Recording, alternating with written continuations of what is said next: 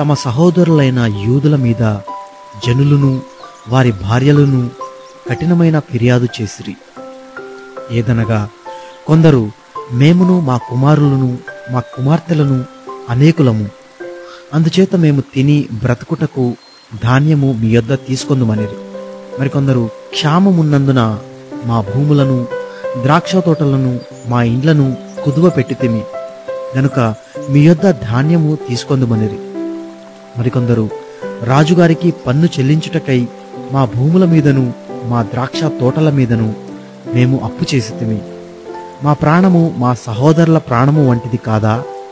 మా పిల్లలు వారి పిల్లలను పోలినవారు కారా? మా కుమారులను మా కుమార్తెలను దాసులగుటకై అప్పగింపవలసి వచ్చెను.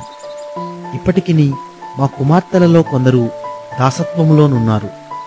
మా భూములను మా ద్రాక్ష తోటలను అన్యుల వశముననుండగా వారిని విడిపించుటకు మాకు శక్తి చాలకున్నదని చెప్పగా, వారి ఫిర్యాదును ఈ మాటలను నేను వినినప్పుడు మిగుల కోపపడితిని. అంతటా నాలో నేనే యోచన చేసి ప్రధానులను అధికారులను గద్దించి, మీరు మీ సహోదరుల యొద్ద వడ్డీ పుచ్చుకొనుచున్నారని చెప్పి వారిని ఆటంకపరచుటకై మహాసమాజమును సమకూర్చి అన్యులకు అమ్మబడిన మా సహోదరులైన యూదులను మా శక్తి కొలది మేము విడిపించితిమి. మీరు మీ సహోదరులను అమ్ముదురా? వారు మనకు అమ్మబడవచ్చునా అని వారితో చెప్పగా, వారు ఏమీ చెప్పలేక ఊరకుండిరి. మరియు నేను, మీరు చేయునది మంచిది కాదు. మన శత్రువులైన అన్యుల నిందను బట్టి మన దేవునికి భయపడి మీరు ప్రవర్తింపకూడదా? నేనును నా బంధువులను నా దాసులను కూడా అలాగుననే వారికి సొమ్మును ధాన్యమును అప్పుగా ఇచ్చితిమి. ఆ అప్పు పుచ్చుకొనకుందము. ఈ దినములలోనే వారి యొద్ద మీరు అపహసించిన భూములను ద్రాక్ష తోటలను ఒలీవ తోటలను వారి ఇండ్లను వారికి అప్పుగా ఇచ్చిన సొమ్ములోను ధాన్యములోను ద్రాక్షారసములోను నూనెలోను 100వ భాగమును వారికి మరలా అప్పగించుడని నేను మిమ్మును బతిమాలుకొనుచున్నాను అంటిని. అందుకు వారు, నీవు చెప్పిన ప్రకారమే ఇవన్నీ ఇచ్చివేసి వారి యొద్ద ఏమీ కోరమనిరి. అంతట నేను యాజకులను పిలిచి ఈ వాగ్దాన ప్రకారము జరిగించుటకు వారి చేత ప్రమాణము చేయించి తిని.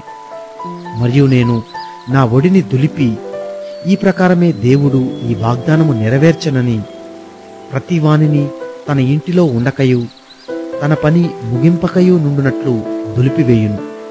ఇటువలే వాడు దులిపివేయబడి ఏమీయూ లేనివాడుగా చేయబడునుగాకని చెప్పగా, సమాజకులందరూ అలాగూ కలుగునుగాక అని చెప్పి యెహోవాను స్తుతించిరి. జనులందరూ ఈ మాట చొప్పుననే జరిగించిరి. మరియు నేను యూదా దేశములో వారికి అధికారిగా నిర్ణయింపబడిన కాలము మొదలుకొని, అనగా అర్తహషస్త రాజు ఏలుబడియందు 20వ సంవత్సరము మొదలుకొని 32వ సంవత్సరము వరకు 12 సంవత్సరములు అధికారికి రావాల్సిన సొమ్మును నేను గాని నా బంధువులు గాని తీసుకొనలేదు. అయితే నాకు ముందుగా నుండిన అధికారులు జనుల యొద్ద నుండి ఆహారమును ద్రాక్షారసమును 40 తూముల వెండిని తీసుకొనుచూ వచ్చిరి. వారి పనివారు సహా జనుల మీద భారము మోపుచూ వచ్చిరి. అయితే దేవుని భయము చేత నేను అలాగున చేయలేదు. ఇదియుగాక నేను ఈ గోడ పని చేయగా నా పనివారును ఆ పని చేయుచూ వచ్చిరి. భూమి సంపాదించుకొనిన వారము కాము. నా భోజనపు బల్ల యొద్ద మా చుట్టూనున్న అన్య జనులలో నుండి వచ్చిన వారుగాక యూదులను అధికారులను 150 మంది కూర్చునియుండిరి. నా నిమిత్తము ప్రతిదినము ఒక ఎద్దును శ్రేష్టమైన 6 గొర్రెలను సిద్ధము చేయబడెను. ఇవియుగాక కోళ్లను 10 రోజులకు ఒకమారు నానా విధమైన ద్రాక్షారసములను సిద్ధము చేసిరి.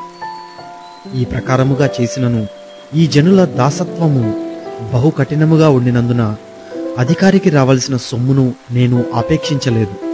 నా దేవా, ఈ జనులకు నేను చేసిన సకలమైన ఉపకారములను బట్టి నాకు మేలు కలుగునట్లుగా నన్ను దృష్టించుము.